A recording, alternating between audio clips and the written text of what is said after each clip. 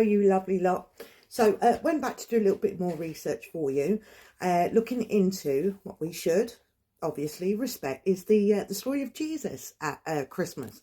I think we've all heard the story. Born to a virgin, okay, who was the Son of God, and all sorts of signs and the stars, etc. The shining star, whatnot. Trying to keep it short here because I've got a lot to say on this one. But then the story goes, of course, he was ended up being born in a stable, very humble beginnings, etc., etc. And born on the 25th of December. Now, when you look at it online, and I remember hearing this a lot during my journey with paganism, that Jesus' story, it's just a retelling of the story of Horus, of Mithras, and of other gods. So I thought, let me have a little look into that. So what I came across was the following. So Horus, the son of Osiris and Isis, also, but a later stuff said that he was born to a virgin. But, when you go back to the origins, he was not. So, also rumoured to be crucified and reborn. But then I found an article saying actually that wasn't true. That was a more later thing. His story his greatest story was that of getting into a battle with Set. I believe there's a recent film out about that, but with that Nikolai guy from Game of Thrones. But anywho, and one of his eyes was, and then the Eye of Horus came about, the symbol of warding off evil.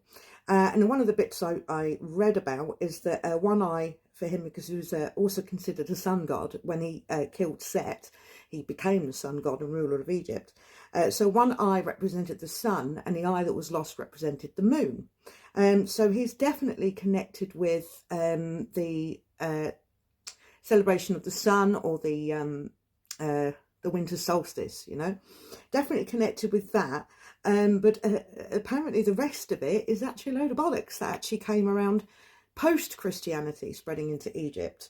And then you've got Mithras, who has different roots. You've got Mithra, which is in Indo, let me get this right, Indo, I've got it written down here, Indo-Iranian, and he was the bringer of dawn, Mitra or Mithra, so again associated with the sun. And then Mithras himself was considered to have been born of sunrise and sunset. And a later story said that he was born of a virgin, but he was considered to have been born on the December 25th. I forgot to say, so was Horus.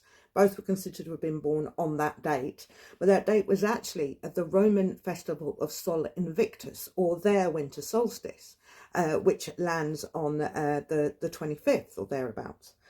Now, the Mithras cult, loads of information about that, and actually there's quite a modern revival of the Mithras cult. It was adopted by a lot of the Roman warriors, which is why it spread out throughout the Roman Empire, and I think that's where it mixed then with the story of Horus and Jesus, and it sort of all merged into one. So it was absorbed actually by early Christians, the whole idea of the Mithras, and the same with Osiris. Sorry, not Osiris, Horus. So possibly the date of birth was actually early Christian and not pagan, that perhaps it was based on the stories of Jesus. I think that's interesting. Anyway, but that's just me. So, the Jesus story that has been wrongly attributed to pagans, it may well be the other way around, because history, Chinese whispers, etc. So, but what we do know is December the 25th is the traditional date of the Roman solstice, of the feast of Sol Invictus, which came kind of post-Saturnalia, when everybody had settled down a little bit, had a couple of days to get rid of the hangover, then they have a big old feast to celebrate the sun's return. So it was considered that perhaps the early Christians kind of insisted on that date being the date to celebrate. So the December the 25th may well have been actually Christian, and earlier dates in December were actually when Horus and Mithras was born. But I do think it's interesting how culture has merged, and here down the line, thousands of years later, we sort of all celebrate the same thing. And what it really comes down to is sort of family, warmth, the gift exchange, etc. And I think it is good to have a look back and see where these traditions come from. But I would like to insist again that people please don't get angry with each other. Okay, because it's all supposed to be about fun and celebration, not hate, you know. But anyway, so that is Horus, Mithras and Jesus and their sort of connections that may or may not have been interwoven or adopted by, that they are all celebrated on the 25th of December.